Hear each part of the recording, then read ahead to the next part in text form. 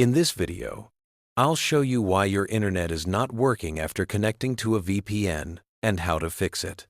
If you want a VPN that rarely has this issue, check out NordVPN. The link is in the description. First, open the settings on your Android device. Once you're in settings, you'll see multiple options.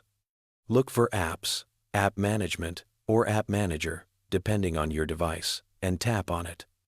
You'll see a list of all installed apps. Use the search bar to find your VPN application and tap to open it.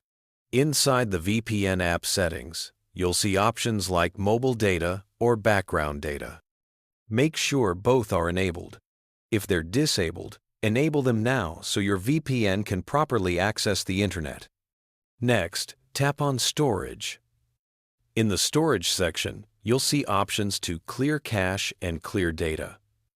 Start by clearing the cache. After that, clear the data as well. You might see a warning saying this will permanently delete files, settings, and app data. Tap OK to confirm. This resets your VPN app to a fresh state. Now, go back to Settings and make sure System Apps are visible. Scroll down until you find Network Diagnosis or a similar option. Tap it and clear its data as well. This ensures your network settings are reset. After clearing these settings, open the Google Play Store. Search for your VPN app again and check if there's an update available. If there is, update to the latest version. Updates often fix bugs and improve connectivity. Once that's done, restart your device completely. Turn it off and then turn it back on. Restarting ensures all changes are applied correctly. After your device restarts, open your VPN app and connect again. Your internet should now work properly with the VPN active.